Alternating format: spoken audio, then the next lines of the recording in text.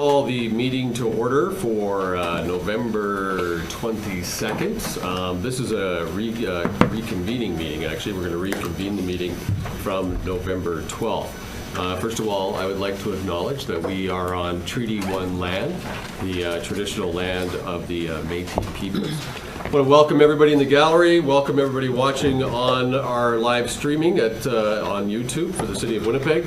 Before we get started, I just need to have one of the board members move a motion to grant a leave of absence to Alicia Sarkowicz, sorry, our other board member. So, Brian, thank you very much. All in favor? Opposed? Hearing none? That's good. We have our board members here with us, as well as members of the service. And we have a number of delegates that we are going to see and hear from today. You have 10 minutes when you do come up and speak. There may be questions from the board members. There's no asking questions during your presentations. That's part of how this system works here at City Hall. So you can give your presentation specific to the police budgets. And of course, if there are questions, we'll be asking those. If there's anybody that's not registered, what can they do, Mr. Chair? So if there's individuals that have not registered in delegation, yes. If the board, if they come forward, if the board wishes to suspend the rules by a 2/3 vote, you could hear additional delegations. So they can come forward if they're not registered on the list, and we'll just, okay, good. Yeah. It's okay, good. We'll do that on an individual basis or all at once? Posted on the agenda, I currently have 10 delegations that are posted on the public agenda. There is one individual, John Drabble of the Bear Clan, who's indicated that he's here who would like to speak. All right. Do I have somebody that wants to move a suspension? Councillor Chambers moves a suspension. All in favor? Opposed? Hearing none? That's carried.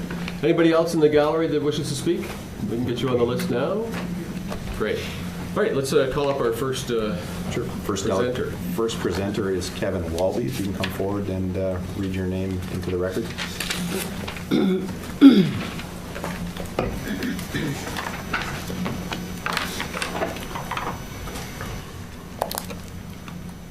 Good afternoon. State your name and your address for the record, please. Kevin Walby, Associate Professor. I've studied policing for 20 years. I've published over 100 peer-reviewed articles on policing and presented at 200 conferences. With my comments, I will articulate four grounds. Can you provide your address, sir? My address? Yes, sir. Home address? We need an address for the record.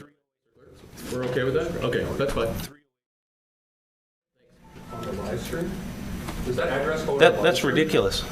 It's a requirement that we ask of at every policy. Can we announce our address on a live At stream? every standing policy. You can give your business address. Anyway, we always ask you to indicate that's where fine, you live. but can I get my extra minute back? Yeah, that's fine. We'll give you your extra minute back. I just want to make very clear for people in the gallery. There's a process involved at City Council. We're trying to follow that process.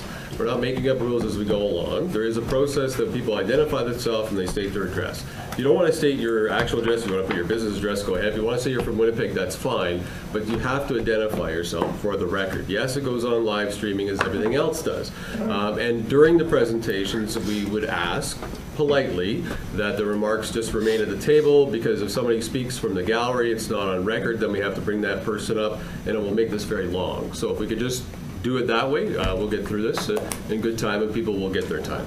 And you're going to be back to 10 minutes. You have my address now? We're good. Okay. With my comments, I will articulate four grounds for reducing police funding here in Winnipeg and in all other Canadian cities. The first ground to make a claim for police reduction is the issue of budgets. This is a position that will appeal mostly to those interested in municipal and provincial politics. In municipalities across Canada, police budgets now account for 30% of the municipal budget, and police budgets continue to grow. A decade from now, the police budget will be 35 to 40% of the City of Winnipeg budget. In 25 years, we might arrive at a point when 50% of the municipal budget is dedicated to policing. Policing consumes an irrational amount of resources in our city, and these costs of public policing are not sustainable. The funds also tend to vanish. Police budgets do not create value like investments in social development and community development, food security, and housing. I would argue that police brinkmanship has created structural deficits in municipalities across North America. Municipal budgets are strained by police budgets, and they will be pushed to a breaking point in the next half century if those figures are not reduced.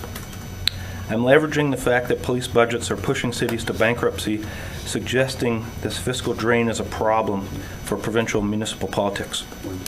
The second ground upon which to make claims for police reduction is to learn from social movements that make claims for this very thing, a reduction in policing. These groups are making these claims based on their experiences of police violence. The most prominent group in North America is Black Lives Matter, which has claimed public police in the United States have grown out of the institution of slavery. Black Lives Matter calls for transformative changes in criminal justice institutions. The parallel in Canada is Idle No More, which claims that public police in Canada represent a colonial state enterprise. They contend public police are a colonial entity created to occupy the lands now called Canada, Indigenous territories taken through force and criminalization. There are empowerment movements such as Critical Resistance and Insight organizing in this regard. Community groups in Oakland, Chicago, Milwaukee, elsewhere are organizing for police reduction. Anti-Police Power Surrey has organized a campaign against police funding and against police interventions. Winnipeg Police Cause Harm have focused on racial profiling, police brutality, and police budgets.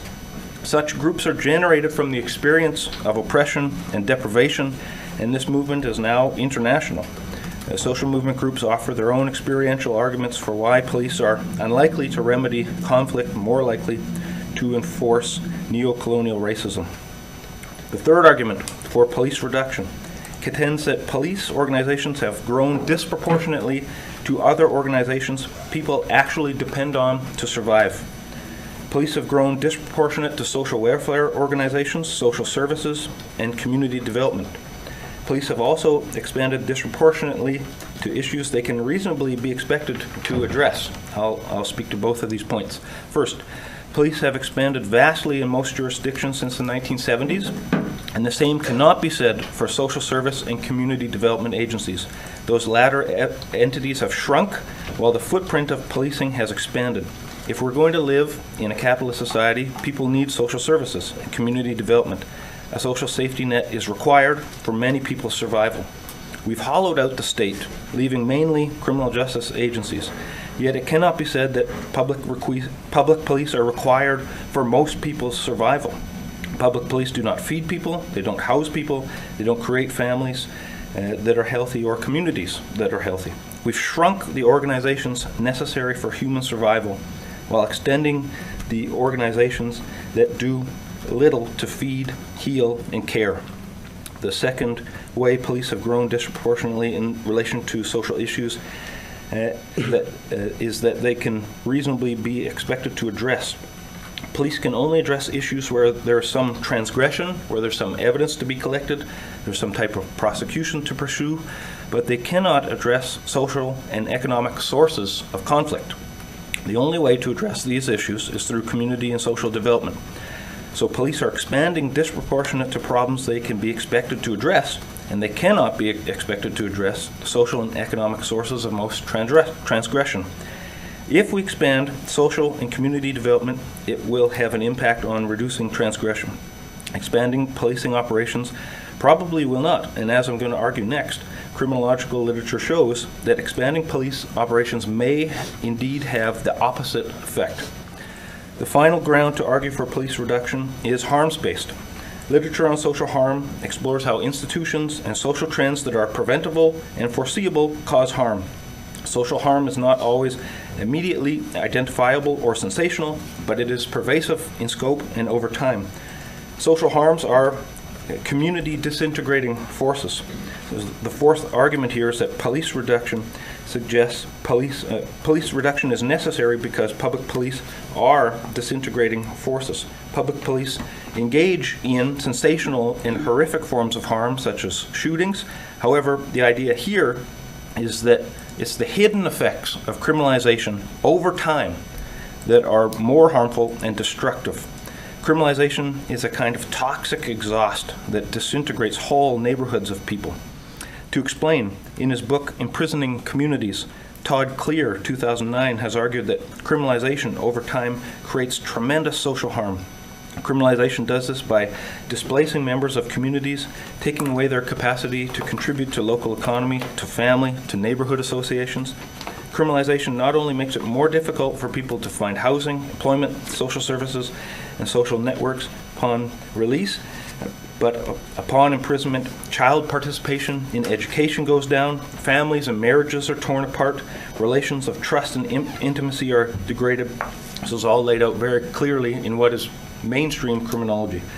These effects of criminalization are concentrated in poor racialized communities, which means the negative effects of criminalization are concentrated in communities that have already suffered historical trauma from colonialism.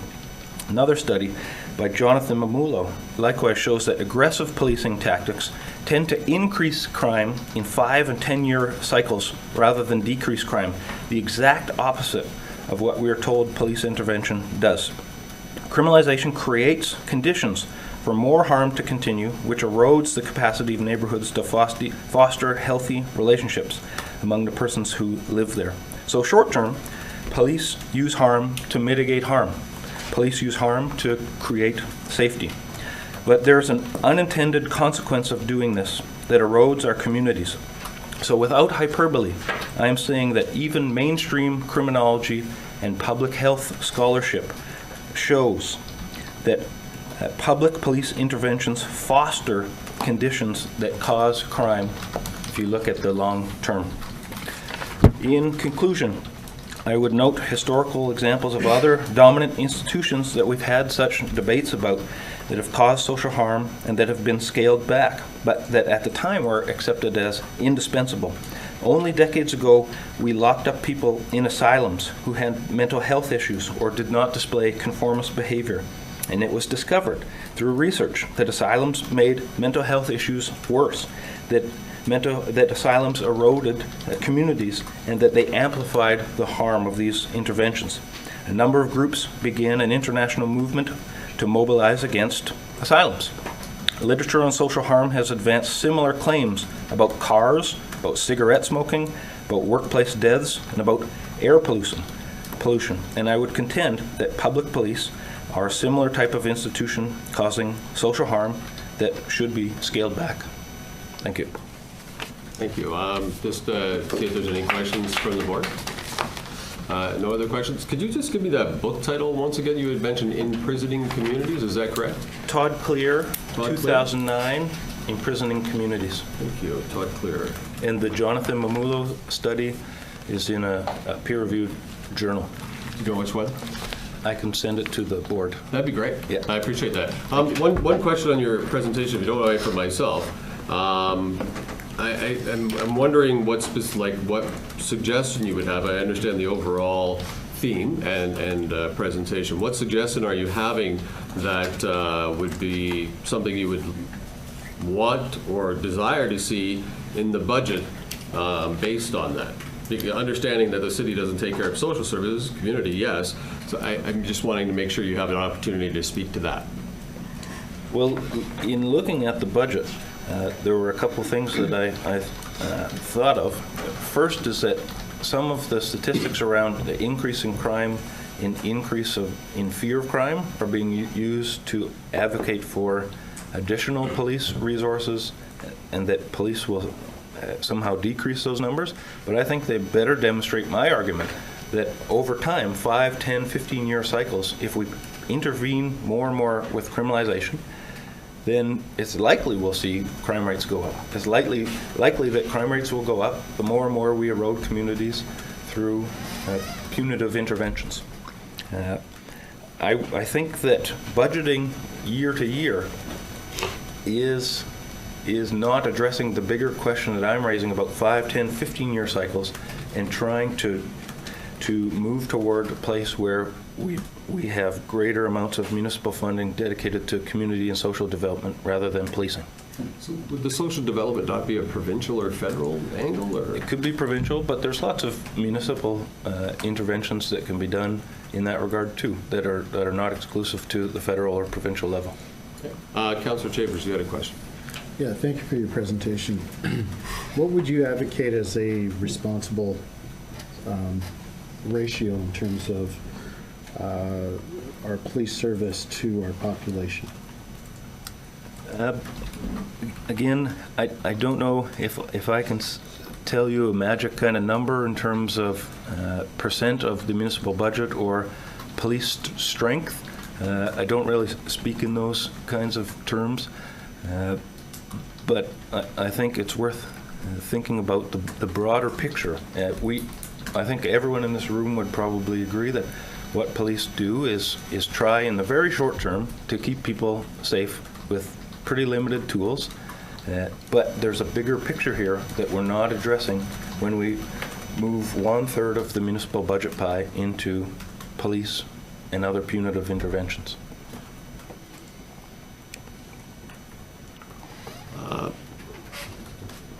Any other questions from the board? No? Thank you very much, sir. Appreciate it. Thank you. Next up. So next delegation is Nathan Lowen.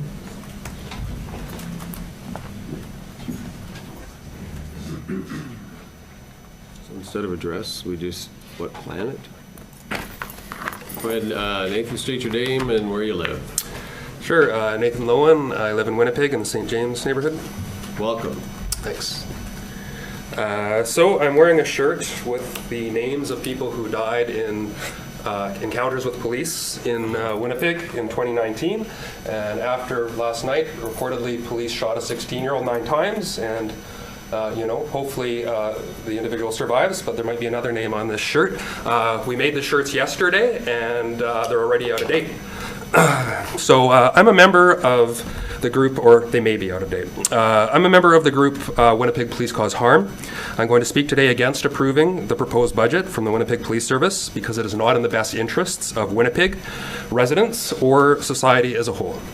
The police already account for nearly 27% of the city's operating budget, which is more than 4 times what the city spends on its failing and desperately underfunded public transit system, to take one example. We know that police do not decrease violence or crime rates because we have the evidence, and we just heard from an expert who spoke to this. For decades, there have been dramatic increases in policing and in incarceration in Winnipeg and in Manitoba broadly, with no corresponding increase in public safety or the well-being of residents.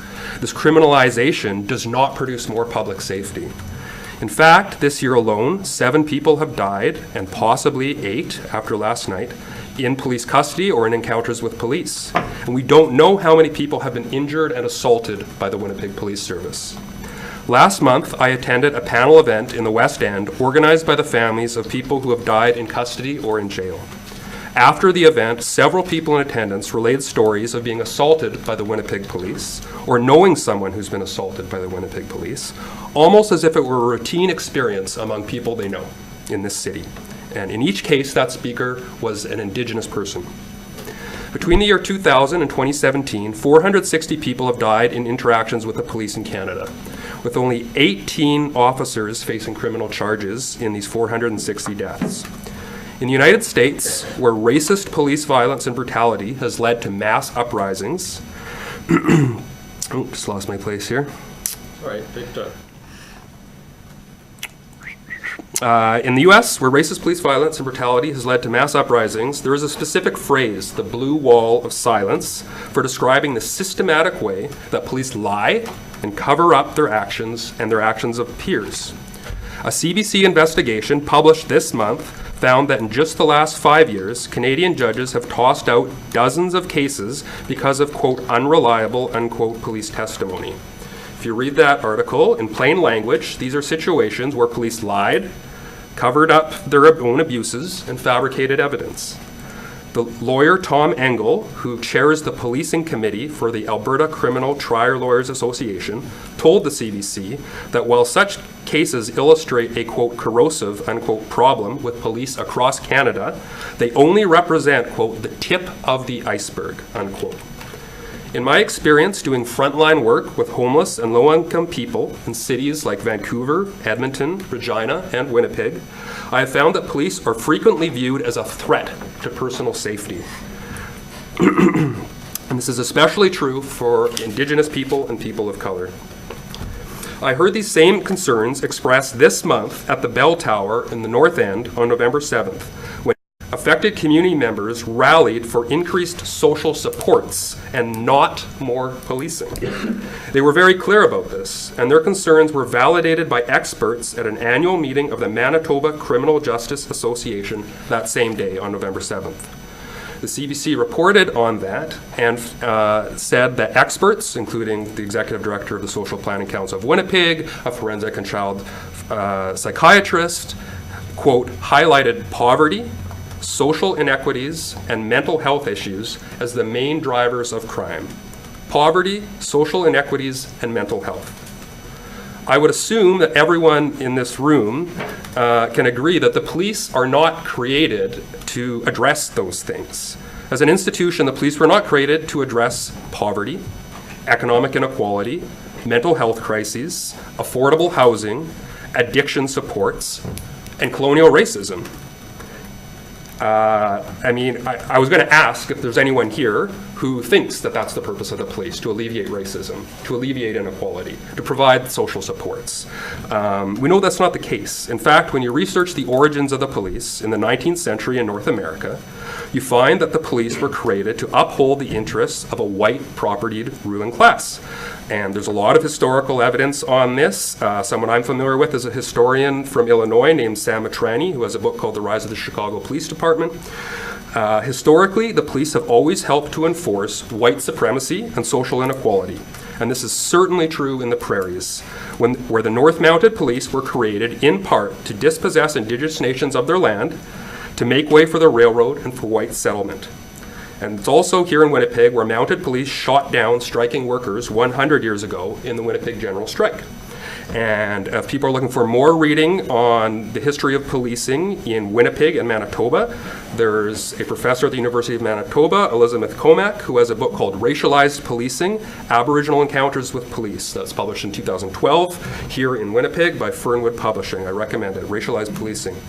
In 2019, we live in a city with the largest urban Indigenous population in Canada, and it is Indigenous and racialized people who are disproportionately subject to police harassment and violence.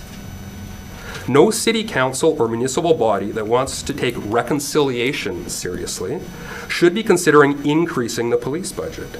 And this is especially true in Winnipeg, which already has more police per capita than cities including Toronto, Calgary, and Ottawa, and where the police received a 3.4% budget increase last year. Did those extra millions from the city budget do anything to reduce violent crime or increase public safety? Does anyone have evidence of that? Did that budget windfall do anything to address the root causes of violent crime in this city? And I would note that the police, Winnipeg Police also, as far as I understand, received some provincial funding. I think there's $10 million devoted by the provincial government. So if we look to the empirical evidence, if we look to people in affected frontline communities, like the people who were speaking out at the Bell Tower in the North End, if we look to expert opinion, like the speaker before me, in each case we see the answer is the same. Increased policing does not reduce violent crime and does not address the root causes of violent crime. So the question remains, if policing does nothing to address the root causes of violent crime, and furthermore, if police themselves are agents of racialized violence and abuse, then what sense does it make to increase the police budget? Year after year after year after year after year after year, trying to address social issues that the police are categorically incapable of addressing. It doesn't make any sense. Winnipeg is already over-policed and has nothing good to show for that over-policing. Instead of police helicopters, tanks, and drones, we should be devoting resources to social housing, to supervised safe injection sites, to accessible and culturally appropriate mental health supports, to food security programs, to employment and income supports, to warm, welcoming libraries that don't treat people like criminals. In other words, we should devote resources to the things that people really desperately need in this city, the things that lift people up together, not the things that kick them down. Increasing the police budget does the exact opposite. That's my presentation. Thank you. Any questions? Damon, do you want to jump in? Do you have any questions on the reconciliation part? Or? Well, I think this individual has highlighted some important issues that we need to discuss, certainly, and then to take action. And I understand everything you said and support what you said. So I understand what you're saying in the message very clearly, and as somebody who's a very who's been a victim of crime. I don't know if you have. I have, sure. I have as well, and it's not well, right? I mean, I lost my mother to a murder. So I understand that part of it, and I understand the low-income world, and I get that. What is your suggestion where the money goes? Like, what do you, how many police are you suggesting? I mean, the police don't do the social services you do. They do not.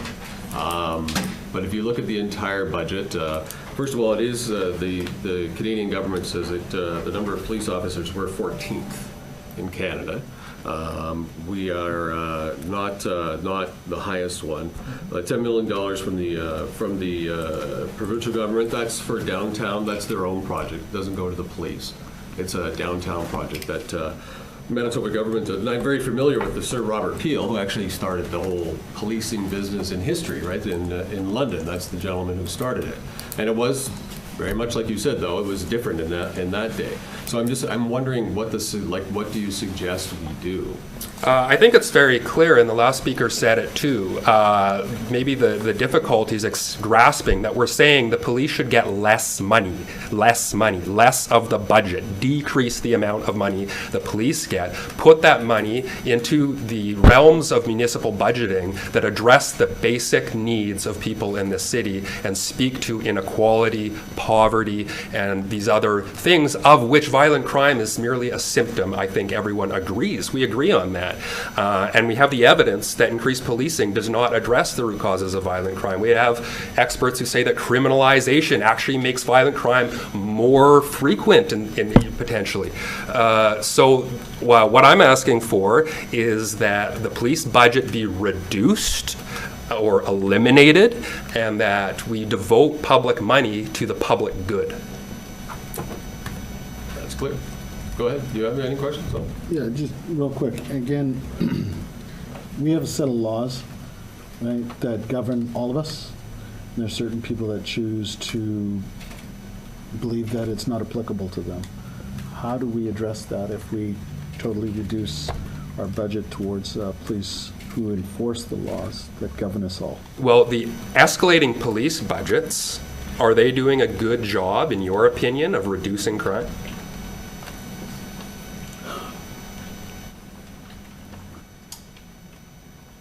But by totally getting rid of a budget that addresses, how we govern ourselves through these laws, I don't think is the answer either. Okay, so you seem to tacitly acknowledge that increasing the police budget is not reducing crime, so thank you for at least implicitly acknowledging that. And so, Just to be clear, did you acknowledge that? You did not acknowledge that? Okay. Okay, so maybe I'll ask again. Do you think that increasing the police budget just every to year be is doing clear, a good excuse job? me, sorry, sir. Just to be clear, the clerk had reminded me that you cannot ask questions. Okay. It's the same for city councilors, by the way, so I've sat there and tried that.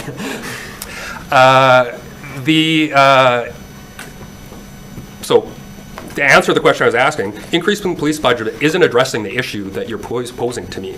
If your issue is that people are robbing liquor stores or whatever it is, increasing the police budget is not actually going to address that, because those are symptoms of deeper problems in our society. And people are desperate, they're oppressed, they're unwell, and they are not getting what they need in life. No one walks into a convenience store with a machete or whatever if their life is going okay and if they have the support they need in their life. People will not do those things if they have what they need. And so my proposal is reducing police because they don't help, and putting the money into things that actually address the root causes and build communities up. We need to invest in communities and disinvest in police. Go ahead. My question is around the fact that I think our responsibility lies in maintaining safety within our community. I think it's the right of every citizen to feel safe and be out in the community. And I'd like to know, we are, I want to say to some degree, struggling to maintain safety with the current budgets that we have. If we start decreasing those, we can no longer, I believe, maintain the level of safety. So as reactionary as we are to the situations currently, it's difficult to be proactive. So I'm not sure how we can decrease or eliminate dollars when in fact we're just trying to keep up with the crime that's going on at present time, and we certainly need to be concerned about the safety or the level of comfort and safety for our citizens. Okay, well, that's not a question, but I'll answer you. The police are not reducing crime, like I said, and you know, I don't guess that you spend a lot of time walking around this city as an Indigenous person or someone who's visibly low income, someone who has mental health issues that they don't have a prescription for. I know a lot of Indigenous people in this city and in other cities in the prairies who feel more unsafe when there is a police officer around. You're not speaking to that issue. The police actually make a lot of people in the city feel less safe. All right, any other questions? Okay, thank you. Next presenters are... Next delegation is Esther Wolf.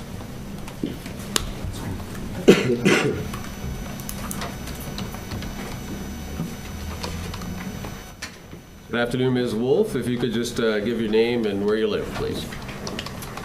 My name is Esther Wolf. I'm a graduate student in political studies at the University of Manitoba. I'm also a resident of downtown Winnipeg and Central, and I'm also formerly from the United States. Welcome. I'm here today to speak against the proposed increase in the city's policing budget, combined with austerity measures undercutting public programs and social services.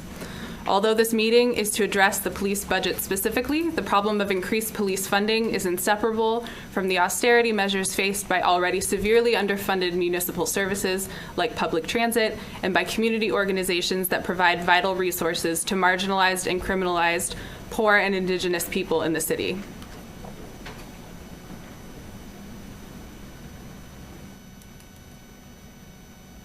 The problem of increased police spending is inseparable from the social harms of poverty, homelessness, intergenerational trauma, and addiction, and from the critical lack of funding provided to alleviate these social harms, including public housing, harm reduction services for those struggling with addiction, and adequate community mental health care.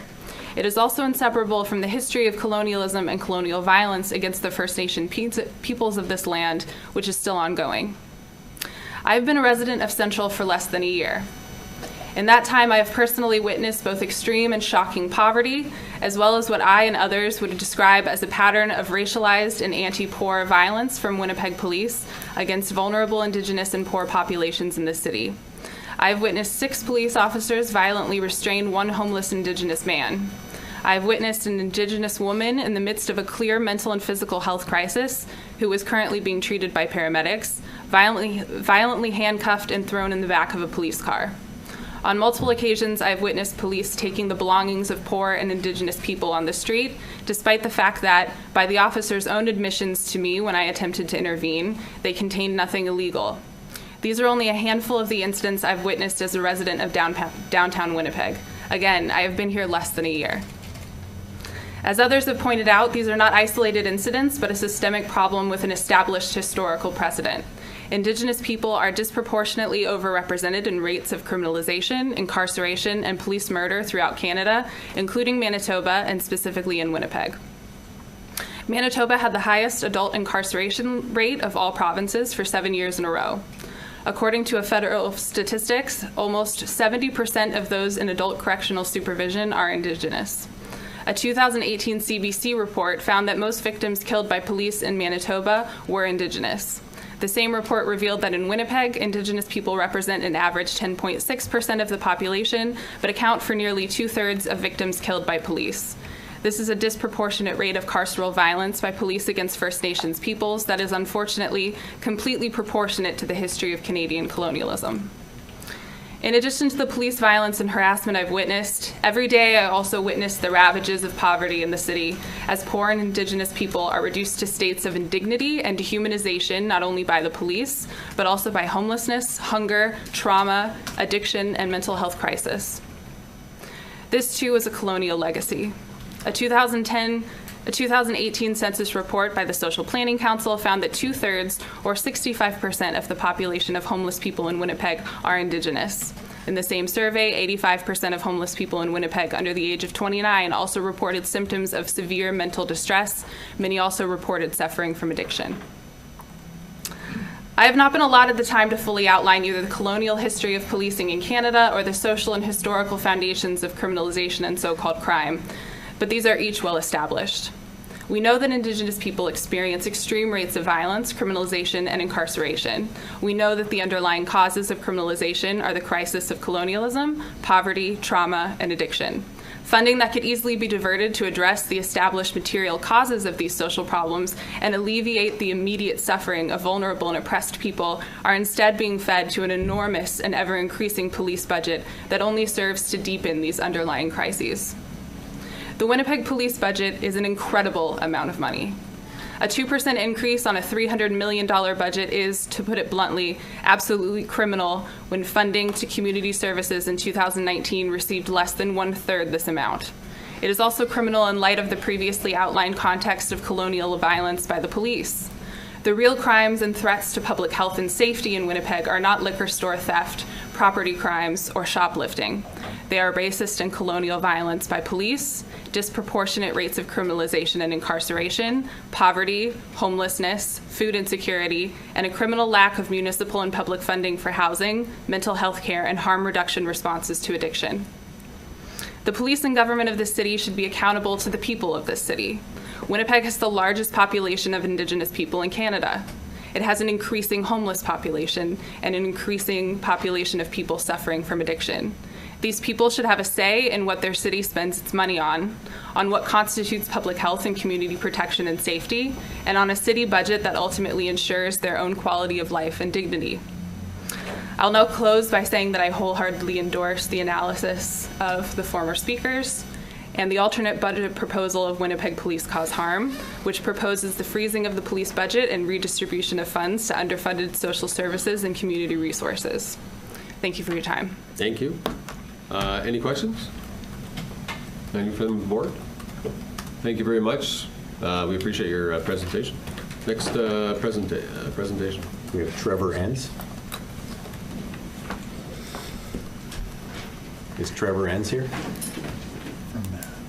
Trevor? Nope. Okay. Then the next delegation is James Wilt.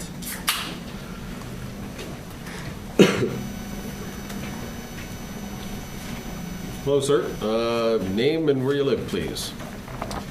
My name is James Wiltz. I live in West Broadway, Winnipeg. Welcome.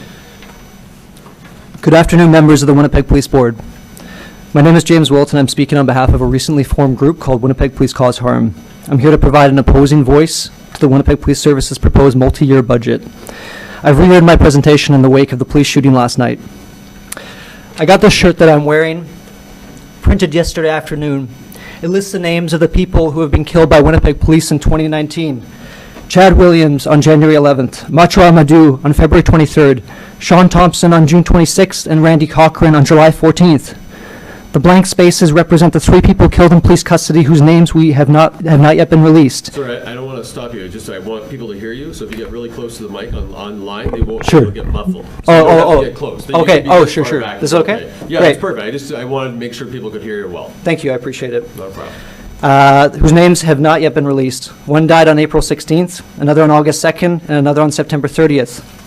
The dots before Chad's name were to represent those who have been killed in previous years, and the dots after Randy's for those who will be killed after this presentation.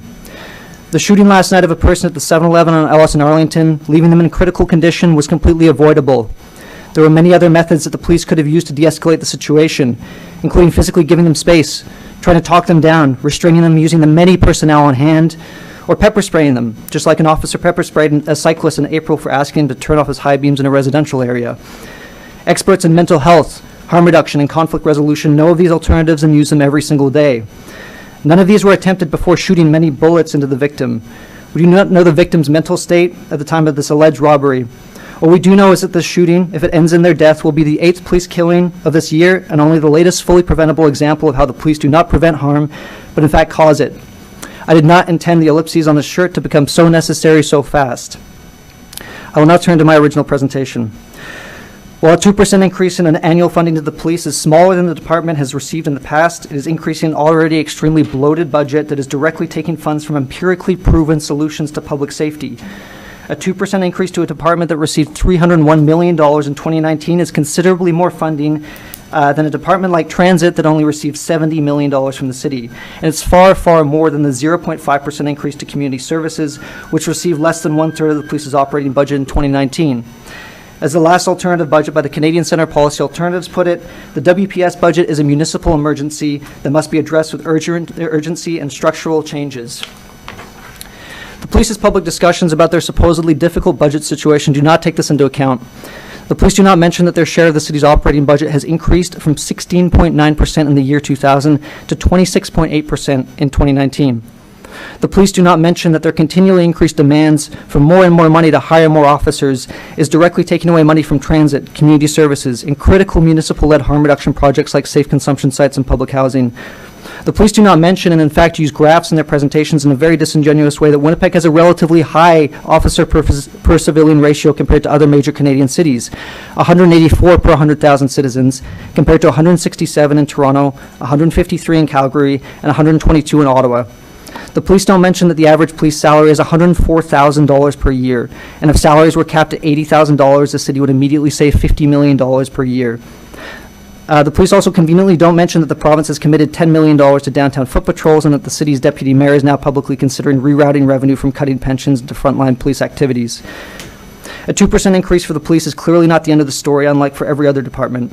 The city is considering closing libraries, pools, and rec facilities while the police are effectively blackmailing the city by pulling officers from traffic enforcement and check stops and shutting down district stations. If any other department tried to pull these stunts, which are actively undermining public safety, they would be severely reprimanded. The police are using budget proceedings to flex their power against City Council and are producing a state of fear among the public about things like liquor store thefts and property crimes that are caused by situations of poverty and desperation as outlined by previous speakers. We need to talk seriously about the role of the police as a response to issues of poverty, lack of housing, decline of mental health and substance use resources, and intergenerational trauma resulting from ongoing colonialism against Indigenous peoples. As mentioned in my unfortunate intro, Winnipeg police have killed 7 people this year, possibly 8. A recent investigation by CBC found that in Winnipeg, Indigenous people represent on average 10.6% of the population, but account for nearly 2/3 of victims of police shootings. Of the 460 people who were killed by police since the year 2000, 70.3% had mental health issues or substance abuse issues or both. The Winnipeg police have caused many other harms this year alone, including hitting a pedestrian in an unmarked vehicle, another blowing through a stop sign and hitting a van that hospitalized 6 people, participating in a humiliating photo of an inebriated man passed on a bus bench that the police originally denied, and macing a cyclist who asked an officer to turn off his high beams in a residential area. The Winnipeg police have also been accused by the director of the Independent Investigation Unit, or the IIU, with interfering with investigations, including not flagging incidents and keeping cadets from being interviewed. In July, it was reported that an alleged sexual assault by a police officer had not been reported to the IIU.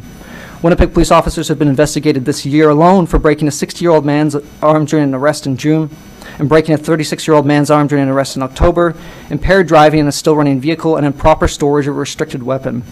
Officers have been found to have committed egregious conduct when they unlawfully entered a hotel room and assaulted 3 people inside in 2014, demoted for threatening and using abusive language against a hotel owner, found guilty of pointing a shotgun at a female colleague, and also found guilty for unlawfully searching a bag during a 2015 traffic stop. Last month, a former officer was also found guilty of impaired driving causing death and fleeing the scene of a crash in 2017. All of these investigations cost money, including a $97,000 payout to the family that was assaulted in 2014. This is not good value for public funds. Police speak often about how they're not equipped to deal with mental health crises. This is very true, but the response to that fact is not to increase funding to the police.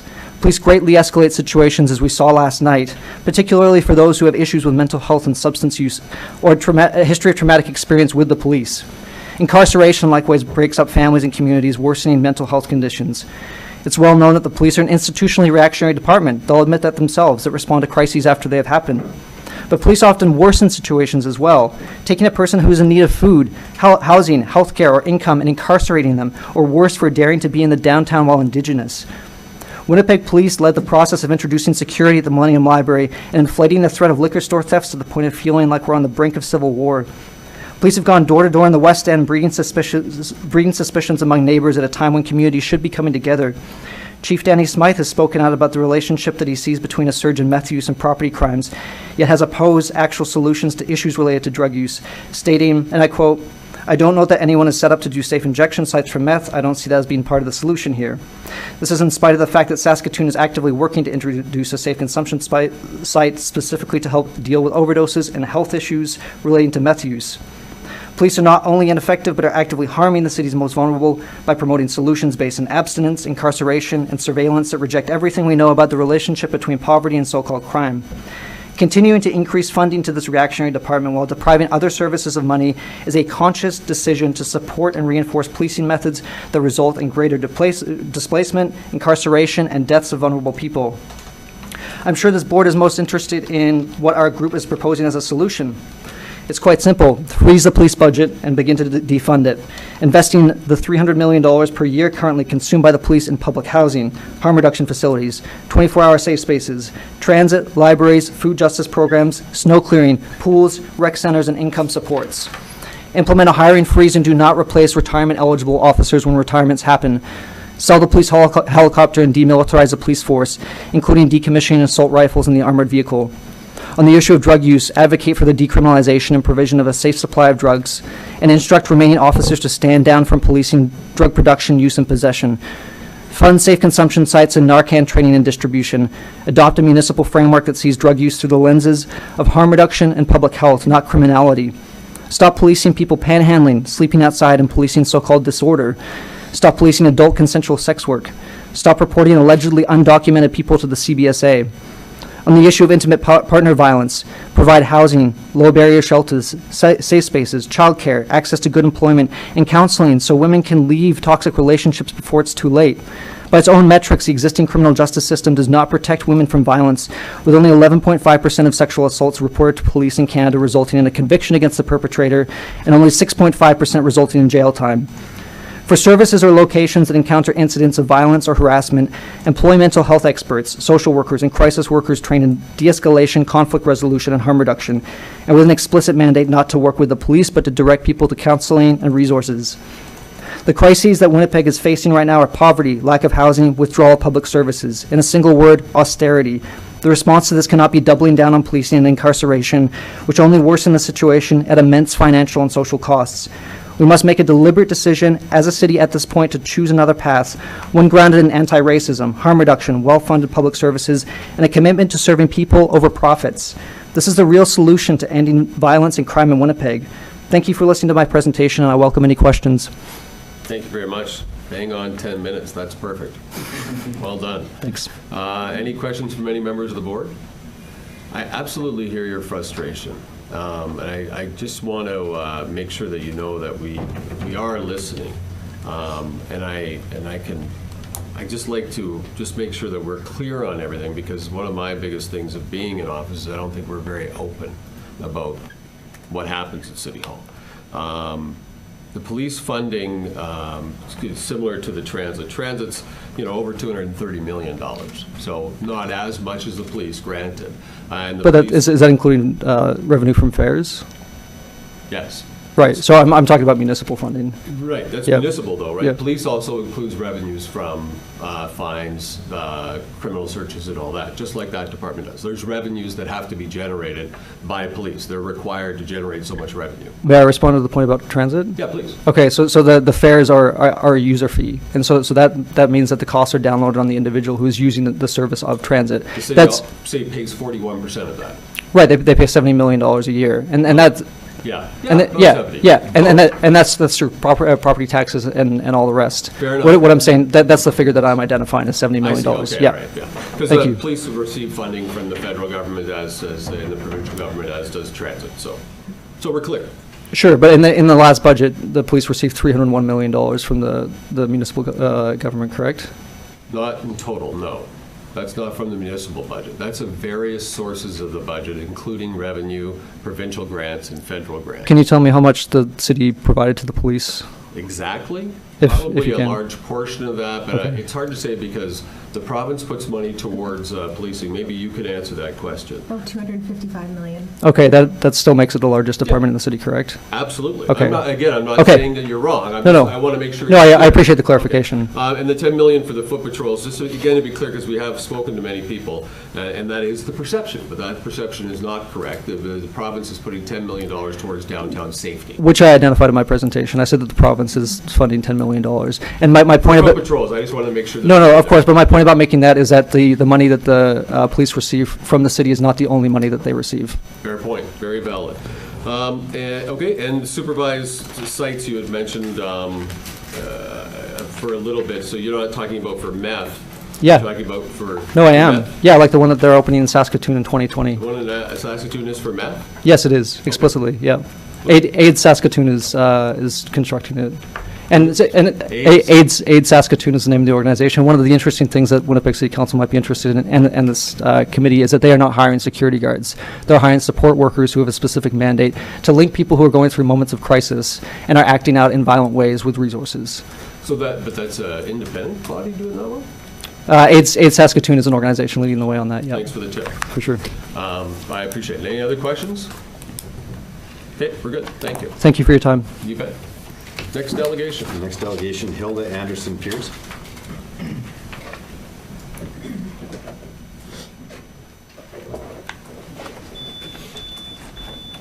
You're out of time already, apparently. What? I just got here.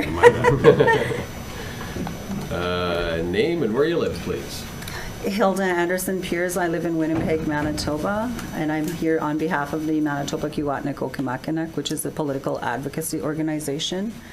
And I'm here also as the manager of the Missing and Murdered Indigenous Women and Girls Liaison Unit. So the reality is that Indigenous women and girls are 3 times more likely to experience violence than non-Indigenous women. An overarching finding of the national inquiry indicated the following: the significant, persistent, and deliberate pattern of systemic, racial, and gendered human rights and Indigenous rights violations and abuses perpetuated historically and maintained today by the Canadian state, designed to displace Indigenous peoples from their lands, social structures, and governance, and to eradicate their existence as nations, communities, families, and individuals, is the cause of the disappearances, murders, and violence experienced by Indigenous women and girls and the two-spirited and gender-diverse people, and is genocide. This colonialism, discrimination, and genocide explains the high rates of violence against Indigenous women and girls and the two-spirited and gender-diverse community. And one of the key reasons why I'm here today is to ask and lobby for the police board to reassign the resources that were taken away from Project Devote. It's critical to bring justice to families. Families feel disheartened and question if their loved ones matter by reassigning those resources. And it's not an effective approach to the problem, as one area will suffer as a result of reassigning those resources. Although protecting the city is important, finding the perpetrators are equally important to create safer environments, because those resources have been reassigned. There's perpetrators out there who have murdered or have abducted Indigenous women and girls and other vulnerable individuals who fall under the category of Project Devote. So I think this is why I feel really strongly and come here with the voices of the families who have loved ones who are Project Devote cases. Because, you know, hearing that in the news and knowing that to them it feels like, you know, their loved one is being devalued, that there's no resources being assigned because they've been reallocated, and it's caused a lot of heartache for them, and it's re-traumatized them, and it's very re-triggering to them. And also, like in partnership and in collaboration, it's also equally important to have adequate police resourcing to address the violence and to protect the citizens in Winnipeg.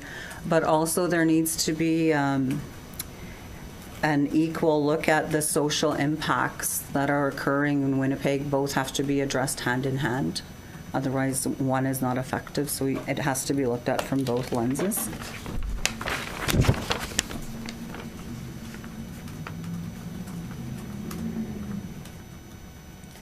And I also, we never lose sight of the fact that each and every statistic, each and every number is an Aboriginal woman, an Aboriginal girl, somebody's mother, somebody's daughter, somebody's sister, and somebody's loved one. This was shared by the RCMP Deputy Commissioner Janice Armstrong. And I also wanted to reiterate the apology that was shared by our police chief, Danny Smythe, at the National Inquiry on October 18th, 2018. Chief of Winnipeg Police Danny Smythe made the following apology and commitment as he testified in front of the National Inquiry into missing and murdered Indigenous women and girls. I also want to acknowledge that the police in Winnipeg have not always been on the right path, that our past actions and procedures contributed to harming Indigenous people in our community. Indigenous women were not treated with respect and dignity that they deserve. As the chief of the Winnipeg Police Service, I offer my apologies for past conduct and policies that contribute to harming Indigenous women and girls. I've been the chief of police in Winnipeg for almost 2 years. And when I was appointed, I gave a speech at that time that honored many of the strong women who work tirelessly in our community. And I quoted a passage from an essay, and it went like this: I am interested in exploring the way in which women share knowledge and support their families and communities, and in examining the types of power, although often unrecognized in the public sphere, that women hold in our society. And there are so many women who work tirelessly in our community. This kind of community engagement that I see as important. Partnering with groups like this is the true essence of crime prevention through social development. These Indigenous-led efforts will break through social barriers that left undressed can lead to harm. I'm committed to partnering with Indigenous-led service providers like Mama Wichita, Kanaganigtik, and when possible to use my voice to validate their efforts and lend additional credibility to support their programs. I will ensure that the police reflect the needs and expectations of our community, and this will be done by continuing to partner with our Indigenous service providers. It will also mean honoring and promoting Indigenous women and men within the police service as leaders and role models in our community. I believe we're on the right path. This is the direction that I want to lead, and I think the women in our community will play a huge role in helping us get here.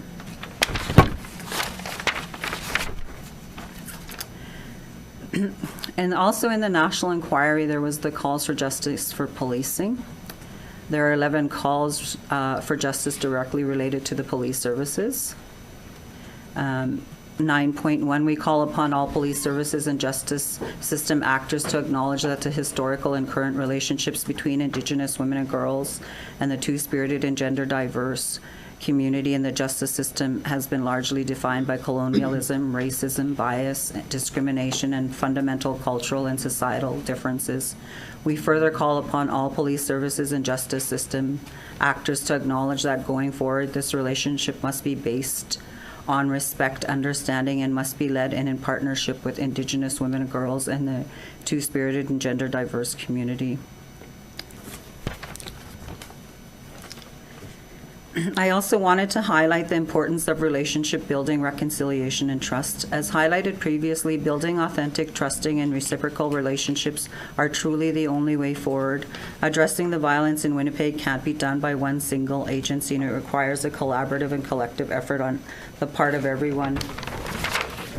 True collaboration can only be completed if everyone is being heard, respected, and meaningful reconciliation actions are being taken. It is that time that we all work together to meet the needs and well-being of our community and make safer communities for all of us. In closing, I ask that the decision be reversed and adequate resources be assigned to Project Devote. Thank you for your time. Thank you very much. Any questions from members of the board?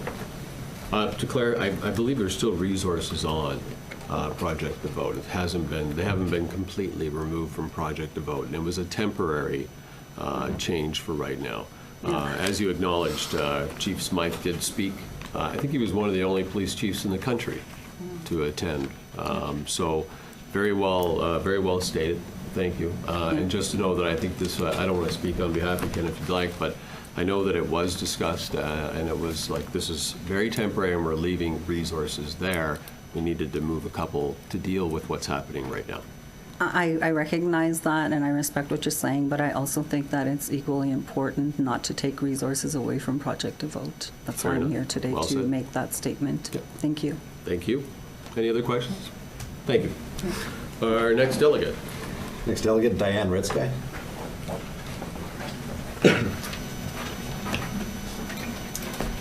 Good morning. Good afternoon, ma'am. Sorry. If you could state your name, where you live. Thank you. Diane Redsky, Winnipeg, Manitoba. Thank you very much. Welcome. Thank you. I'm getting old. So Oh, I I'm gotta switch already glasses. there, so. Okay, so my name is Diane Redsky. I want to acknowledge the traditional territory that we all have the privilege of being on, as well as honoring the water that Shoal Lake First Nation, the community that I belong to, in honor of that as well. So I'm here to talk about the work that the community has done with Winnipeg Police.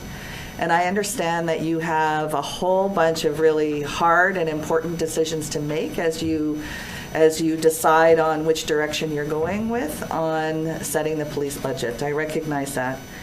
And so I just want to give some quick background. So I work for an organization called the Mama Wichita Center, which, if you don't know by now, was established in 1984 and is the largest Indigenous-led organization in Manitoba that is nonprofit, non-mandated. Last year alone, we had over 30,000 Indigenous people in just one area of our work.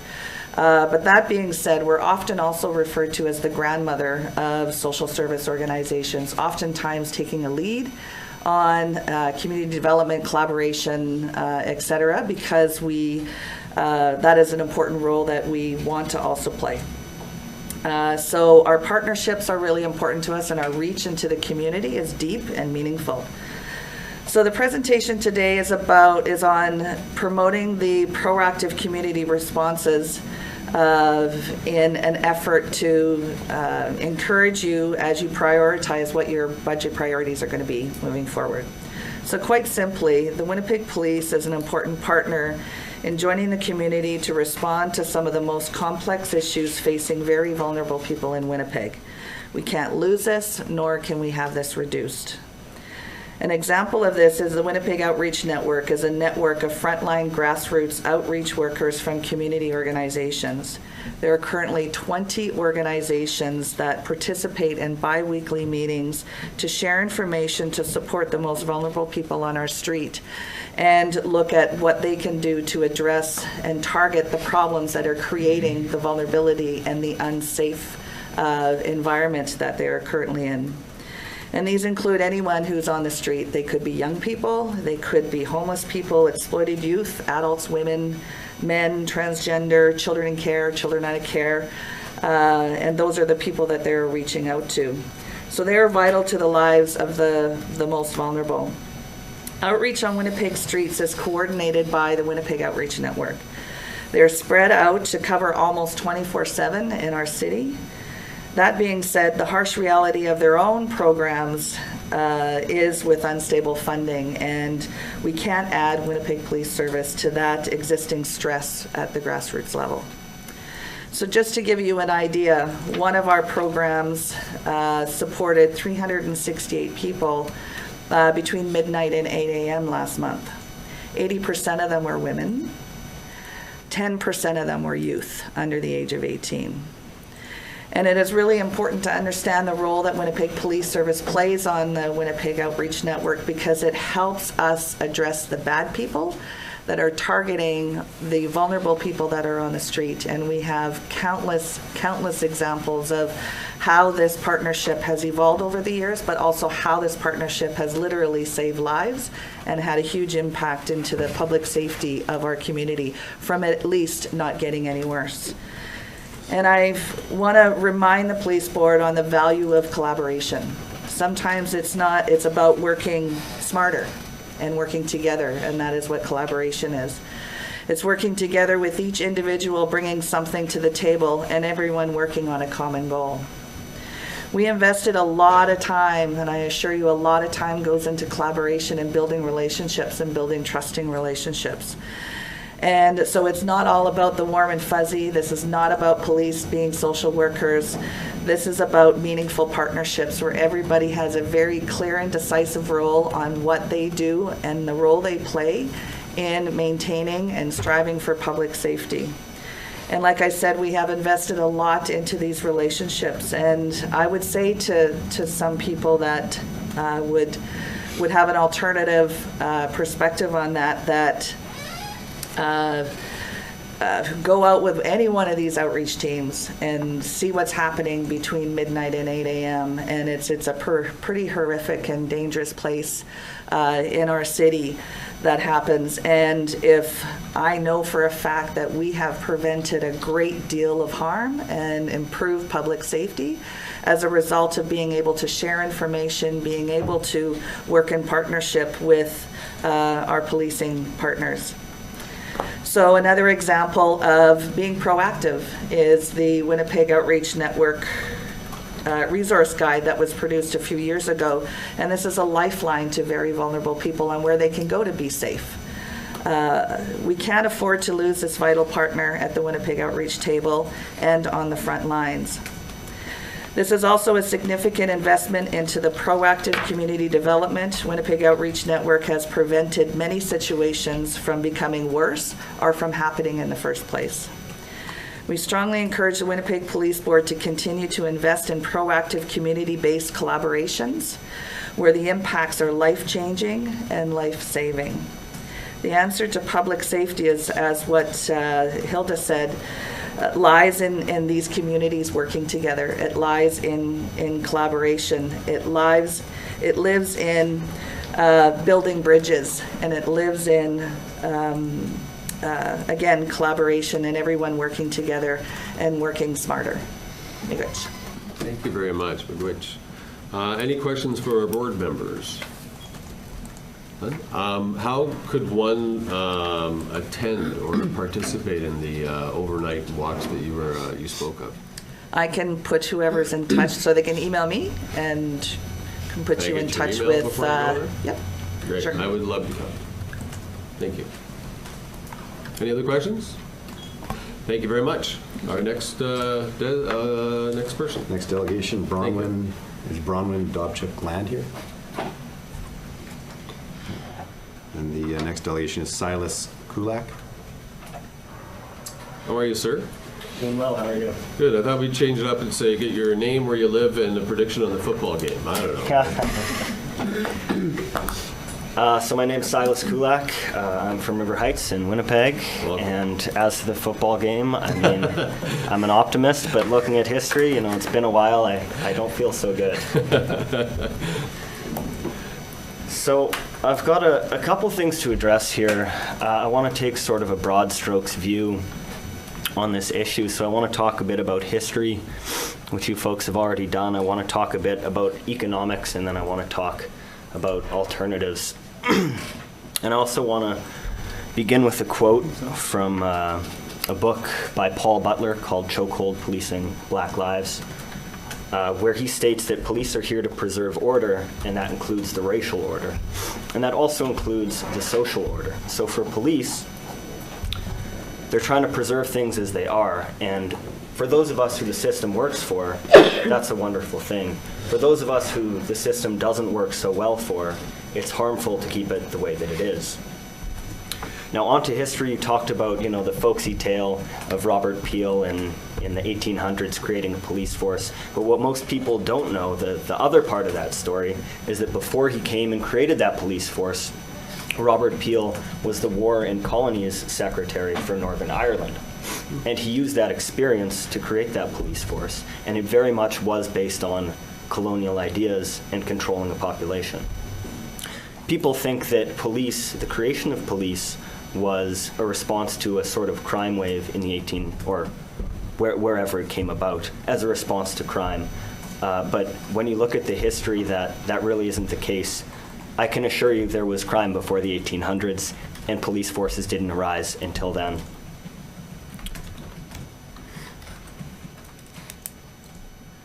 As to the economic arguments, I mean, people have brought up the numbers about what's being spent on police in this city, and it's quite a bit. It's an expensive system to maintain, whereas community services are getting significantly less. And like a lot of other people today, I would like to advocate for a shift in the budget towards those community services, because to address, I think, the major concern that the councillors have been bringing up today as to safety, I think that is how you create safety. I mean, police officers say that they're there to solve crime, or that's what people say about police officers.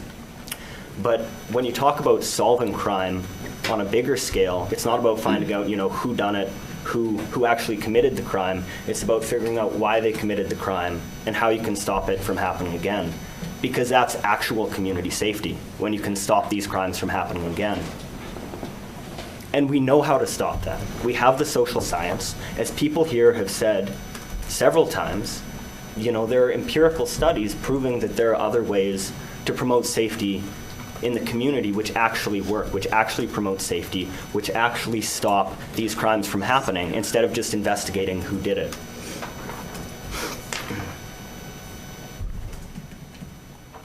Not only that, policing is expensive not just at the front end where you're spending it on the police, it's expensive all down the line. You have to pay for, well, first of all, you have people committing crimes, which is an incredible social cost, doing damage, hurting people. Then you have more arrests with all the bureaucracy that comes with that, the filing, categorizing, organizing. You have more mothers posting bail, or not, and leaving those kids behind bars, even though there has not been a crime proven against them. You have the costs of the Crown lawyer, the defense lawyer, should it go to trial. You have the costs of the sheriffs and the judge. And on the other hand, if you fund social services, you have the opposite effect, where down the line things become less expensive. When you fund public transit, people who use public transit can get to job interviews, can get to their jobs on time, can keep their jobs, can stay out of this system. It becomes cheaper as time goes on. The initial investment pays off 10 times down the road, whereas the initial investment in policing becomes more and more expensive the more committed to it you become.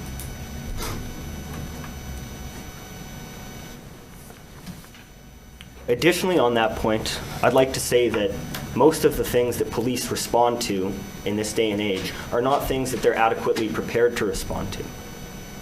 We've talked a lot about mental health. I think a lot of people know that mental health and drug issues are the driving force behind some of what's going on in the city today. And with respect, police officers are not equipped, not the best response to that sort of issue. We need social workers, we need people who are experts in these issues instead of police officers. Additionally, those people are paid less. You're saving money by having more people who are counselors, who are crisis support workers, things of that nature.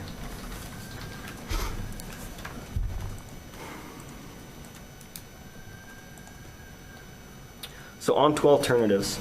I've talked a bit about this.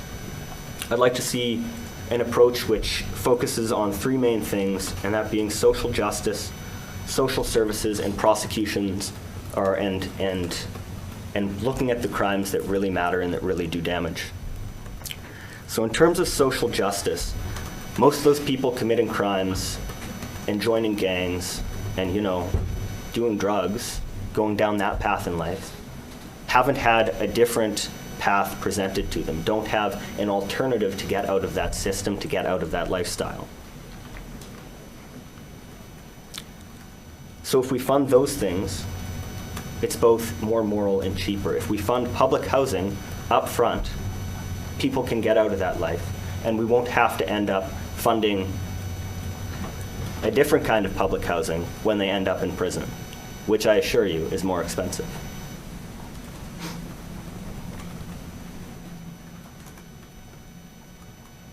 Social services, especially for those at high risks to commit crimes, have been proven to do more good than increased police budgeting.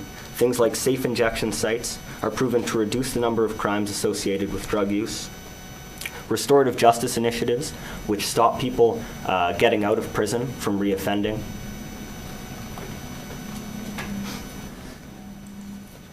Public housing, public transit, as I already mentioned, which allows people to lead a different lifestyle than the one which is causing these issues.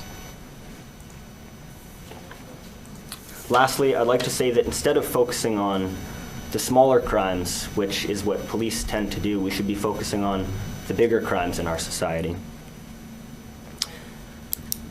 White-collar crime and wage theft by companies and economic damage by companies causes billions of dollars to the social good, causes billions of dollars of social harm, but we're arresting people and paying hundreds of dollars a day to incarcerate them for $50 of property damage for not being able to pay a $20 fine, or for going to the washroom in a back alley because we don't have adequate bathrooms in the downtown in this city. So in conclusion, I'd just like to say that based on the history of this institution, based on what it's done to the people who don't benefit from it, based on the economics that I've addressed here, based on what seems to me to be a smart investment with public money, and based on the alternatives which have been laid out by myself and numerous other people here today, which have been empirically shown to actually increase safety. I implore you to have more foresight than the people who came before us, to look to the future instead of simply dealing with the now in a short-sighted way, and to rethink this budget. Thank you. Thank you very much. Any questions from members of the board? Appreciate that. Thank you very much, sir. Pleasure. Thank you. Next delegation is Alan Mankiewicz.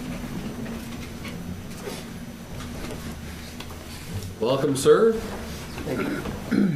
You could tell us your name and where you're from. It's Alan Mankiewicz, and I'm a resident of downtown Winnipeg. Thank you. Before I begin, I'd just like to thank all of you for your public service in your various capacities. And I'm here today to talk about a few things related to policing and carceral issues from a disability justice perspective, and share a few other general points. I know that being critical of police budgets and incarceration is an unpopular thing to do, and it's something our elected officials likely feel uncomfortable talking about, but I think it's a very important issue to be discussing. From a disability justice perspective, I'll share some information from a BC coroner's report which analyzed 127 deaths from 2013 to 2017 involving police interactions, and including death related to police use of force and suicides that occurred within 24 hours of police contact. It found that more than half of those who died were exhibiting mental health symptoms at the time, and 69% had a history of mental illness. So instead of more policing, I would argue that we need more community mental health resources. In terms of folks with conditions like FASD, we know from a 2013 meta-analysis conducted by the Edmonton-based Institute of Health Economics, they concluded that FASD prevalence in correctional systems ranged from 9.8 to 23.3%. It's often a condition that's really hard to diagnose, so that's why I believe there's a big range there. If we provide more supports for folks with FASD, like supported housing and adequate resources to staff those homes, I believe we can reduce the chances of these folks finding themselves in situations where they're having negative interactions with police or facing incarceration. Canada has approximately 25,000 people incarcerated in provincial and territorial jails, and another approximately 15,000 in federal penitentiaries, not to mention another approximately 100,000 under supervision of like parole. Of those sentenced to federal penitentiary, 1 in 4 has a diagnosed mental health illness, and 80% have serious substance abuse problems. So instead of devoting more resources to police, I would argue that we would be better served supporting folks who use drugs and people who are experiencing mental health issues. As others have mentioned, when we get to the point where police response is necessary to various situations, it's a massive indictment of various system failures. Policing is a very incredibly inefficient way to deal with social issues. The budget presentation makes references to public perceptions of policing and safety. I think for many people who live in certain areas of Winnipeg, when they visit places like downtown where I live, I feel like they perceive it to be an unsafe place. But I feel like many people conflate being uncomfortable with being unsafe. If you don't live downtown but occasionally visit to go to a sports or entertainment event, you might see things you're not used to seeing in your own neighborhood. But does that mean there's a safety issue? Turning downtown into a highly securitized and policed environment is not the solution, in my opinion. So what can we do? We definitely need more community resources, as I and many of the other presenters have mentioned. Raising taxes is one option. Again, like I said at the beginning, we're talking about things that are potentially unpopular. But I'll give you an example. If my property taxes go up by 5%, that'll add less than $7 a month to my property tax bill. That's about the cost of one beer in a restaurant. Personally, I could do without that beer, and I would rather see my taxes go up a bit so that other folks in Winnipeg can live in a dignified way. We can also raise the business tax, which has been cut to the bone. Businesses benefit from operating in stable societies. Such societies are created by ensuring we are working towards eliminating things like homelessness and poverty.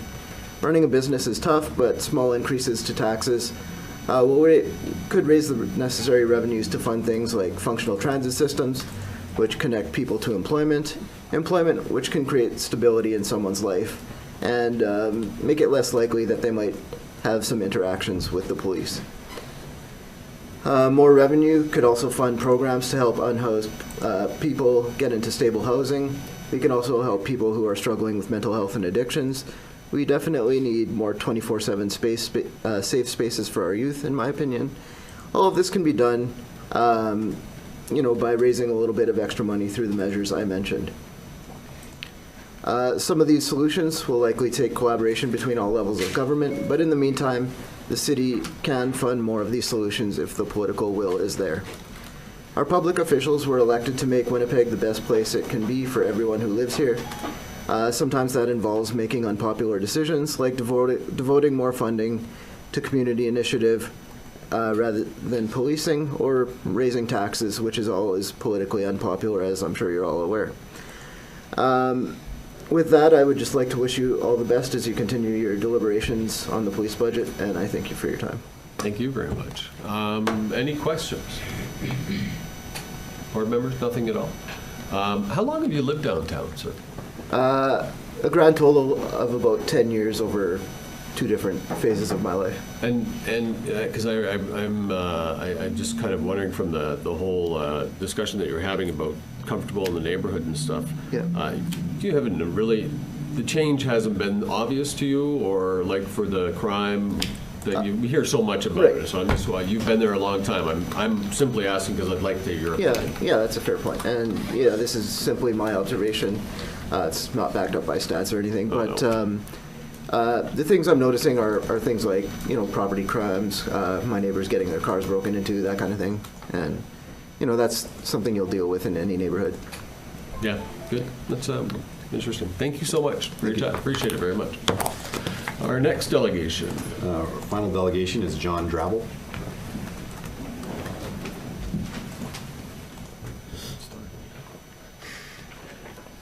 Hello, sir. Please state your name and where you're from. My name is John Drabble, and I am Secretary-Treasurer of Bear Clan. Welcome. Patrol Incorporated, and our address is 584 Selkirk. Thank you. I am here sitting in for James Fable, so I'm going to just take that under advisement. And I want to talk about our relationship with the police. And I also, probably tell you, I think some of you may not be aware of how Bear Clan started and its last 5 years of history. So we have a crucial relationship with the Winnipeg Police. We have partnerships with a lot of people. We have a very good partnership with Red Cross. We have a wonderful partnership with Mamawi. We have quite a few. The one that counts most is the one we have with the Winnipeg Police Department. And I'd like to tell you how that came about. So Bearcan started in August of 2014, following the death of Tina Fontaine. A bunch of people got together and in the North End, around the Dufferin area, and wanted to do something about it. They had really, the death was such a trauma to that community. They just felt there was an overwhelming need to do something. And my participation in that was that I was talking to Larry Morrisseau at the time about volunteering for OPK. And Larry said, yeah, that's a really good idea, but there's something I'd like you to do first. Could you do a communications work for this group that's starting a patrol? And I did a communications plan.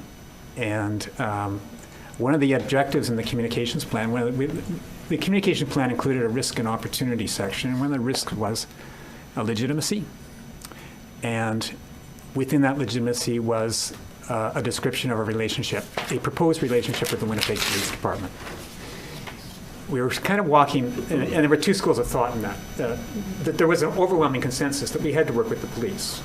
Because I can tell you, although when I started this, I thought it was dangerous to park a car on Selkirk Avenue. That's how little I know. My background is as a journalist. So that really means I have no expertise whatsoever. I had no understanding of what happened in the North End, even though I'd been gone there for press conferences. And this 5 years has been a real education. But one of the things that was important to all those people who live in the community is that we need a relationship with the Winnipeg Police, because those people want the Winnipeg Police to be in their community. There is no, I have not had one experience where somebody who has walked on patrol with me says, why are we working with the police? People want, above everything else, to have security in the North End. They're just like everybody else. They want their neighbors to feel safe. They want to feel safe. And the Bear Clan, that became the Bear Clan's priority. And it included a partnership with the police. So we sent out a letter to the police, and we really, I don't remember whether it was Chief Constable Smythe who replied. It might have been an inspector. But it was, well, good luck. So we really didn't have any relationship to start with. And it slowly developed, really, because I think the police, as I would be, were skeptical that we might be a vigilante group. They didn't want to be allied to some group that was going to lobby. At the same time, we didn't want to be seen as an agent of police, because that would reduce legitimacy in the community. But as time went by, it slowly evolved, and it slowly evolved in fairly small steps. It actually got off to a rocky start. The first thing that happened was a woman went missing. She ended up in a crack house. And we attended the scene because we were patrolling. Another group bashed in the door, took the law into their own hands. We got identified as being on the scene, and James and I said, well, first we've got to call the police and tell them we weren't the ones who broke in. But as time went by, working with Terrence, who's the community constable in the Dufferin, we developed a relationship. And it took several different forms, and it was integrated with our own evolution, because we started as a volunteer group, and quickly realized that, and not just a volunteer group, but a grassroots group, and we define that as neighbor helping neighbor. So we were open to everybody. Our motto, which James coined, was time and space. We'll give anybody time, regardless from non-judgmental. I don't care whether you got a criminal record. I don't care if you're an addict, as long as you don't turn up high. But you have to abide by the rules, and that was basically it. And there were a couple of things hard decisions we had to make. We decided that we could not. The group decided that we could not patrol with anybody who was less than 18 years, because there was a high turnover of volunteers, and we couldn't have people working with youth who did not have a criminal record check. That caused a split in the organization. Some people left. They didn't think that was a good idea, but that's the decision we took. And it was little things like that that did two things. It solidified our legitimacy in that community, and it created a developing relationship with the police. Another turning point was the disappearance and death of Cooper Nemeth. Bear Clan Patrol, we decided that as part of our continuing service to the community, we should be looking for missing persons. So we went full out, 50 volunteers working every day looking for Cooper Nemeth. And I think that to the police, that was, it was, and looking back now, the police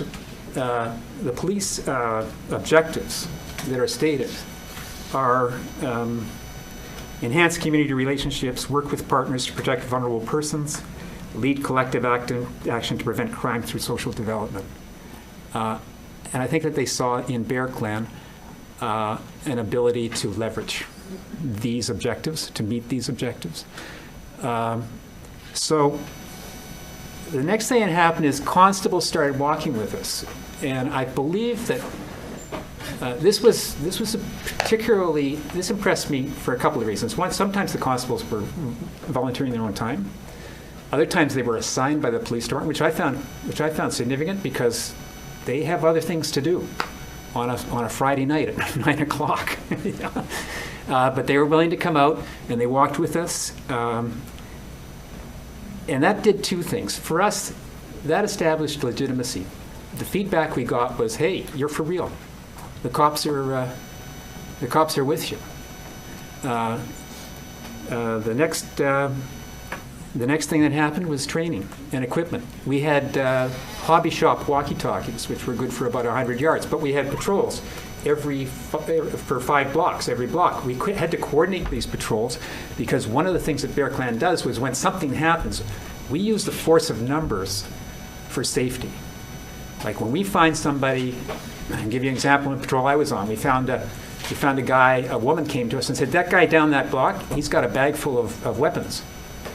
And on our walkie-talkies supplied by the police, which are quite expensive, we brought 30 members of the patrol to that spot within a couple of minutes.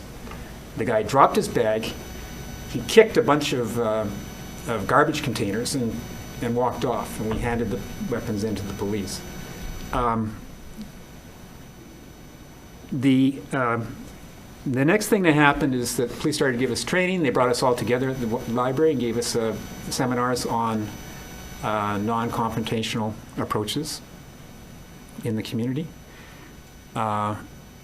It's been extremely helpful. The next thing that happened, and it was a crucial turning point, James had a friendship with Brian Krupelo from another movie, which didn't end well for James. But Brian is a sergeant now in the community policing downtown. And James asked Brian if he would come on the board.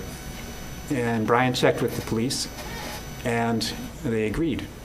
So now James Krupelo, a sergeant in the police force, is the chairman of Bear Clan. He volunteers, he patrols, he works at our food store in his spare time. He also advises us on a whole number of things, mostly about how to stay safe and be effective when you're patrolling. And that is a continuing relationship we have. We also brought on the board Devon Clunas, who is the former chief constable of Winnipeg. Devon now spends his time in Florida and consulting on how to create a non-confrontational community policing presence, mostly with U.S. police forces. Devon came on the board because he said what the Bear Clan is doing in this community. Oops, I'm sorry. That's okay. We'll move for Councillor Chambers moves for an extension. All in favor? Any opposed? Keep going. He said what they're doing, I do not know exists, do not think exists anywhere else in North America. The next thing that happened was the police worked with the provincial government to free up $100,000 from the Civil Forfeiture Fund to create the food bank that now exists on 584 Selkirk. Without the police participation, that food bank would not exist, and that food bank, as far as I'm concerned, is unique in this city. We provide fresh food and produce every day by taking food deliveries from 7 different grocery outlets and distributing to an average of 200 people a day. Some big grocery outlets, right? Sorry? Big name grocery Costco, outlets. Safeway, Costco, Sobeys, Safeway, yeah. Crampton's Market. The police provided us with a van, and they provided us with cold storage. That food bank would not exist today without the police, with our partnership with the police. I would like to talk about that a bit. I'm sorry, I'm over time, and I'll go quickly, but we're just embarking on a 5-year strategic plan about how to, and we're being informed by, I don't know if you know it, the Glasgow model. Yeah. Okay, it's basically all hands on that.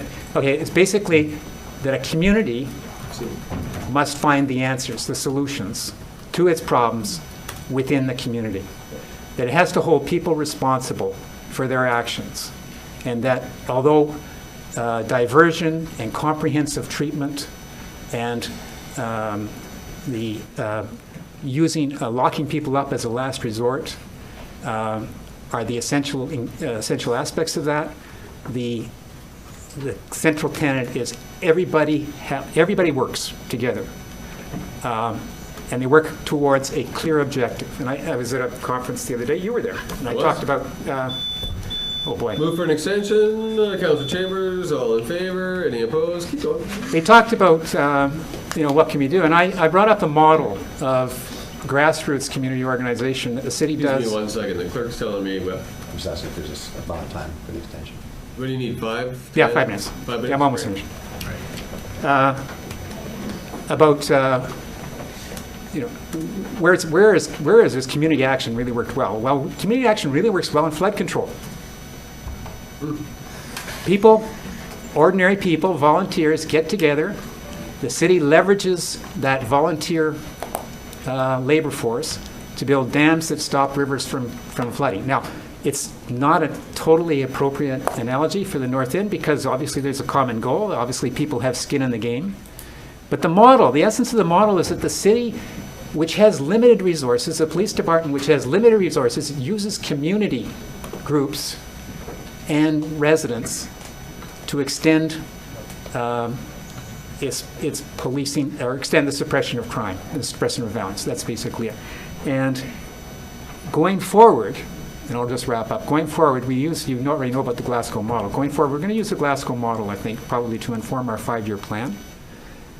It's going to, we hope that it will include increased collaboration with the Winnipeg Police Service, but also increased collaboration with a bunch of other people, but ordinary residents in the community, finding solutions themselves and taking responsibility for improving their lives.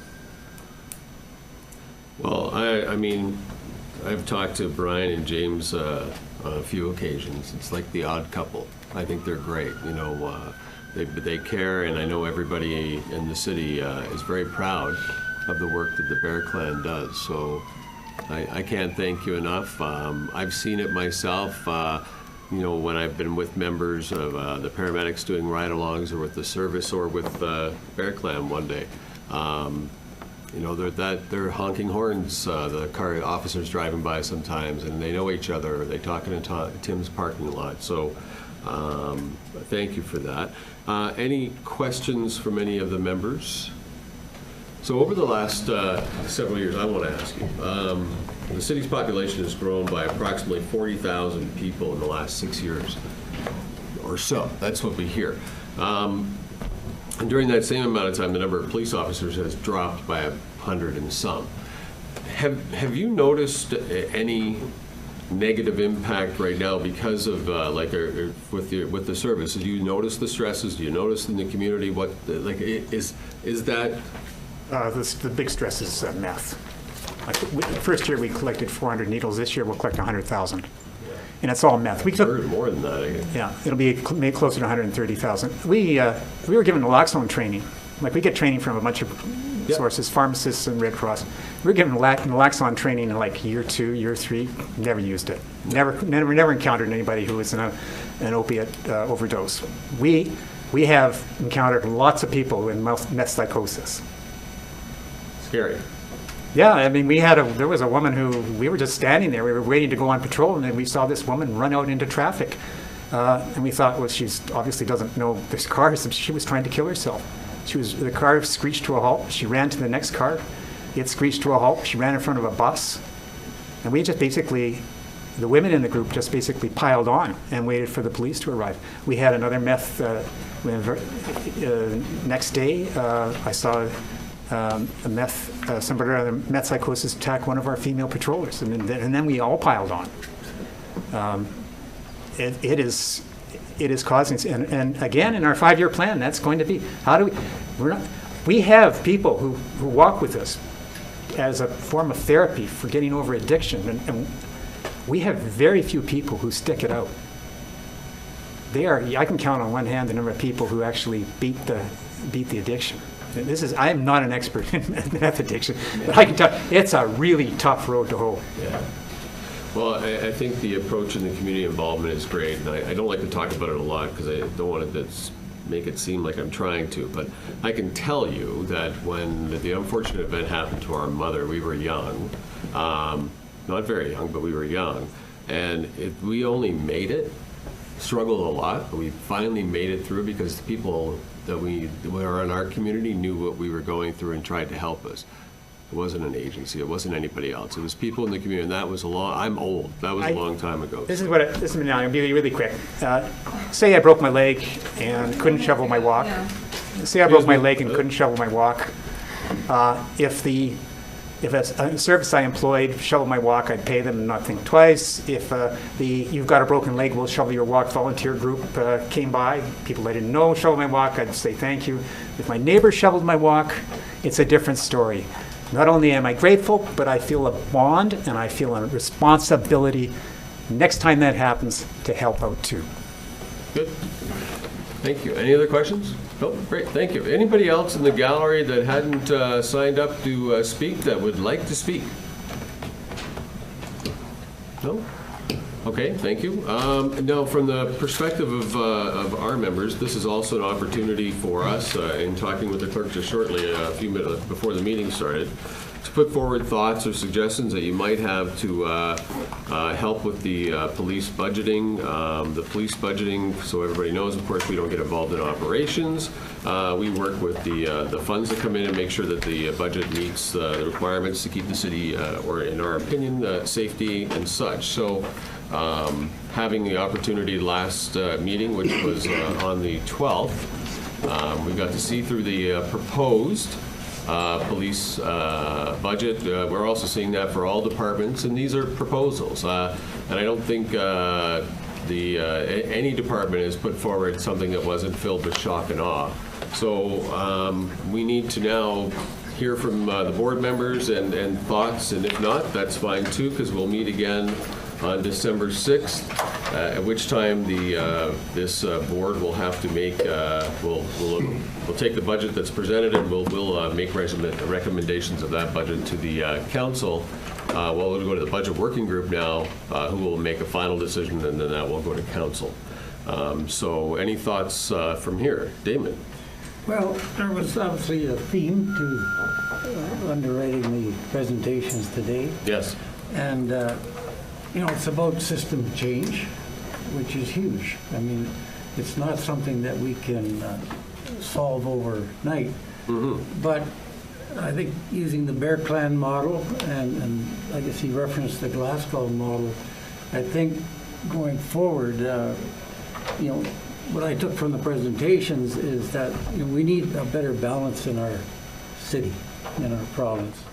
A better balance in terms of how we approach issues, important issues of the day, and that we don't rush to judgment, that we spend the necessary time to build a consensus on what we need to do.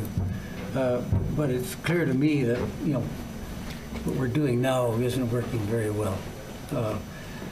I'd say that if we don't change, we could end up like Mexico, where crime is, you can't even compare to what it is here, organized, you know what I mean? So that's what I see in the future if we don't change how we do business. Okay. And, but, you know, we got a big community here in Manitoba and Winnipeg, and so we've got to give some time to a process that will help us make some important decisions. And draconian slashes of budgets or whatever are not a solution in and of themselves. It has to be common sense and due process. That's my thoughts. Yeah. Anybody else? I mean, some of the things that I can't. Obviously, we can't put things forward, but I think it's important to know what we can look at and what we can reallocate. Because to me, allocation is a big part of it. Because what I heard today, very much like you did, Damon, is this is a full commitment support from all levels of government. And I don't want to put it on any one of them. We play that game an awful lot in politics. But this really is the responsibility of all of us to sit down and as government and as communities. It's all for one for all type of thing. We need to help each other. We need to get these programs. And in the young man left that spoke about investment, and I agree that at a high level, the government should be looking at making it a big investment today, and then that cuts down. But that doesn't speak directly to the police budget, which is what we're here for today. He came back. So, but I agree with that. Like, we need that type of an investment. But when I look at it for savings, so that we understand it, how much is really going into the public safety. I mean, if you look at over the last, it wasn't that long ago that we started including in the police budget, which I think gives is a misnomer to a lot of people. The city now charges the police $10,000 for rent. That's unusual. And $10 million, sorry, $10,000 a day. But $10 million for rent. I mean, that's not a cost for policing. That is a different cost, and that is fairly new. That to me is a $10 million really from the police budget that could just stay with the city, and it's not something that hurts the police. If you, often I'll talk about, looking at expenses and zero balance budgeting and stuff, and I sometimes like, well, why don't you do it? So I did some, the ones that I could. It seems to me if that we were to inform the city of Winnipeg that on January 1st, the Winnipeg Police Service no longer purchase gas from the city, and we start purchasing from a place like Doma with a corporate card, we would save $800,000 to $1 million. We're paying the way we pay it now. That's $800,000 to $1 million. If we stop paying administration fees that are being billed to the service, you'd save, and I think this is low, but maybe $500,000, maybe more. It's hard to get that number. If you, if you took care of the vehicles, and I think if we worked with the government and said, tax dollars are going to buy license plates and all that, surely in some of other countries, government vehicles have a different system because it saves taxpayer money for that and so on. That's not something the police can do. Maybe that's something elected officials can advocate for. I think our community policing programs, because this is what I heard a lot of, Damon, and others, is that we do have to spend time on being in the community and being with people and trying to help. And I had the opportunity to speak with a professor from the University of Winnipeg, Gino D'Estasio, who is very well known for his work in homelessness and such. And we talked about having programs for kids, and that's important, and talked about how to approach today and how to go forward. And there's lots of different theories, but yes, community policing is part of it, because you heard that from the Bear Clan, you've heard that from other groups that have come forward, that we have that great relationship and you want that to happen. But that is separate from just policing, and a lot of people don't know that part of the police. So maybe we need to re-identify that, because I think our community program is close to $10 million investment from the service, maybe more. When you put in the number of officers that are out there and they're spending time in the schools, or they're doing presentations. The other one that I thought about, I mean, it's obvious you can go through, if you just took a look at all the some of the essentials, or travel and non-necessary travel, because I do argue about that a lot, and I have to say it to everybody. I mean, if you can cut that cost, like if we're advertising, we don't need to. We have other funds or other means to do that. That could save us a few $100,000. I also think that the photo radar, which has been a big discussion, needs to be clarified for people. So it's not really the police who direct where that goes, but it is the police that pays for the fees of that. So I agree with maybe sending that out and saying, okay, well, we're not going to cover those costs because it really is City of Winnipeg Department that takes care of that. So maybe they take back that expense, and we're starting to knock down the actual money going towards policing. And then maybe we also have to start looking at special assignments different. You know, when and I'm only saying this from a practical and reasonable solution. When big events go on in the city, it requires attention. It requires people to be there for public safety. But that's an additional cost that is given to the police department by direction. So maybe we have to have that looked at differently and say, well, here's your real cost of policing now, because that can cost anywhere from $800,000 to $1.5 million, like a whiteout party did. So I think we need to, I would suggest, I know you have to do what you have to do, but I think if we started identifying the actual costs differently and assigning them back to the departments that are responsible for them, then we would get a clear picture, and the community would get a clear picture of what is being spent on policing, because it is easy to say that every year the police budget goes up. Yes, it does. And so every year it would hit a record amount because it goes up every year. This year it is going up 2%. You have wages that are going up 2.5% because that's the negotiated contract. And that's what the city got into, and that's what the city said was the best contract they've had. So we have to understand where some of the frustrations go and work together at really putting out a different picture and taking a different approach. And I agree, helping kids and developing community programs, all fantastic stuff to do, and that requires the effort and attention of all elected officials. That's their responsibility, my responsibility.